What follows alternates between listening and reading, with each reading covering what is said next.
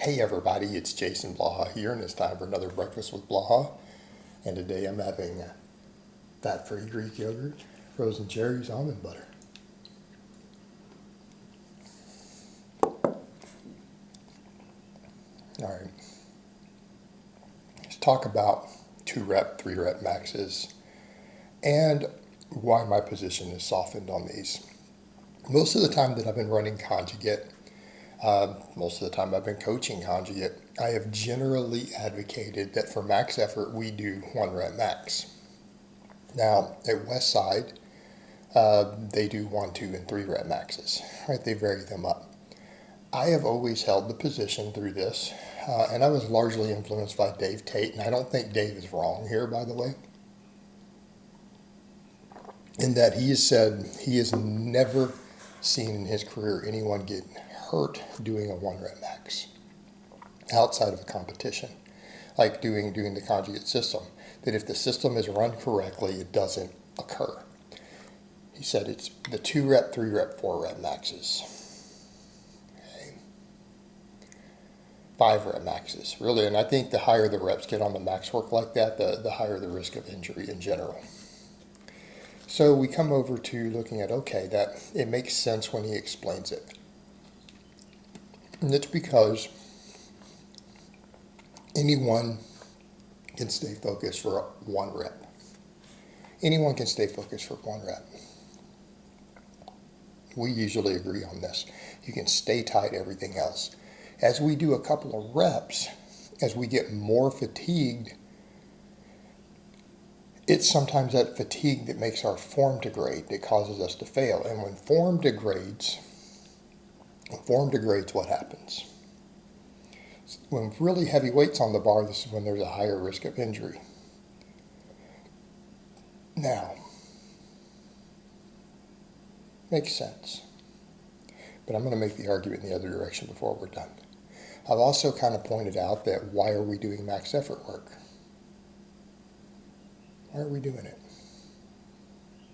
To maximize our 1-rep maxes, our ability to max. There's a skill component and there's a change in the muscular component involved with maxing. And that skill and those muscular components are not always lift specific.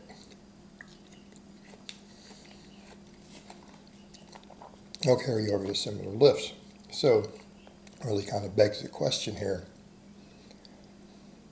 do we need the other things? Particularly if we want to get meet ready all the time. Well, it's like, well, no, 1-rep maxes make sense for our max effort work.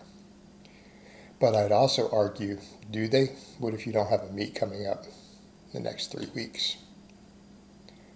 I don't know that it's a big deal. All right, so that part doesn't always hold weight because we are still training with very heavy weights. I mean, a 3-rep max is still having an enormous neurological component. It still has an enormous amount of tensions on the muscles. It still requires an enormous amount of intermuscular and intramuscular coordination, right? I don't know that we really lose anything other than maybe peaking for competition, right? Still producing close to maximum force. And we still have to be on the last rep no matter what. But I've always pointed out, look, we're not worried as much about the volume because we're getting volume from all our other stuff, right? Getting volume from all of our other stuff. Our rep work is where we get our volume. Where we get most of our volume. What about the skill component? Well, our speed work gives us most of our skill component. Speed work gives us most of our skill component. I'd not be that worried about that either then. So I've kind of pointed out, look, maxes, we can do single speed work, we do our different speed waves, and then everything else is hypertrophy, and then GPP, conditioning. All right? It always has made sense to me, and I'm like a lower risk of injury. But there's the other side of the coin. Number one, could it benefit us from doing multiple reps with really high tension sometimes? with extremely high tensions. Because again, a 3 rep max is very heavy. It's still probably, if you're doing it as a true 3 rep max, like I would say this system like this works better when you're cutting out training maxes and you're going for all out maxes. This system makes more sense to where you're doing doubles and triples. Why? Because your doubles and triples are still going to be at least 90%. But now, just like sometimes we'll do 2 exercises, right? Squat and a deadlift, or squat and a good morning and a deadlift on the lower day, just to get a little more volume at these intensities. We get the same thing doing 2 and 3 rep maxes too, don't we? We are getting a little more practice with really heavy weights. And if they're hitting 90%, we're getting the true practice we get for max work. Okay? So you can make the case for that. Number 2, it gives us more movement variation. People say, what do you mean? A 3 rep max on a bench press or a box squat is not the same exercise as a 1 rep max. For conjugate tracking purposes, this rotates more movements.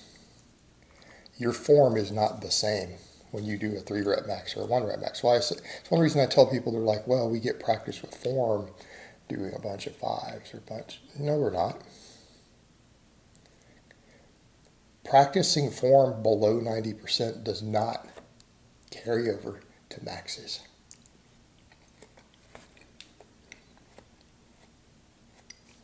It doesn't, because they're different movement. But in this case, we can look at this and say these are far enough apart that they're different.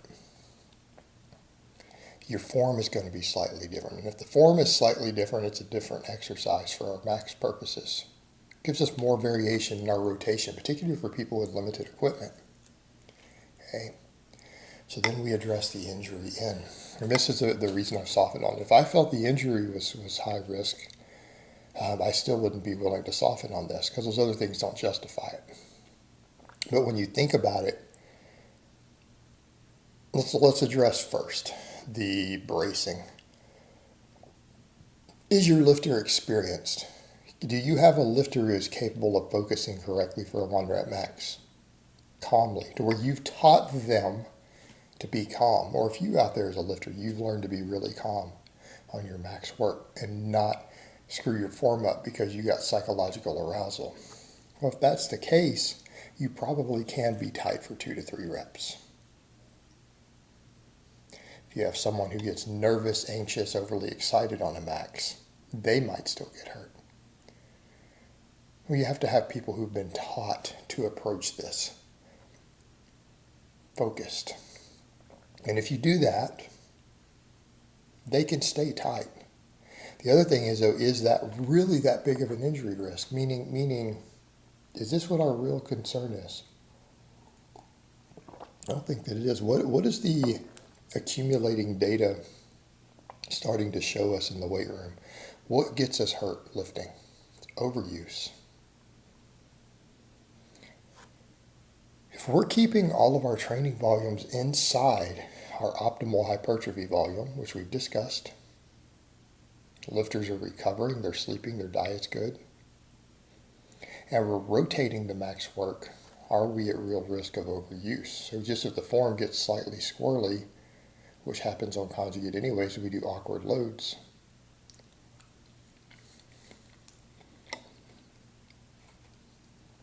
but they're used to it. We're rotating them. Their recovery's all on point. If we're not at risk of overuse, are we really concerned with injury? I'm going to say probably not. I think it can be safe. So this is why my position has changed on it. It's just a chain of logic of looking at all of it as I mature as a lifter and as a coach. All right, guys, well, that's really all I have to say on that today. I hope it's been informative, and I will talk to you guys next time.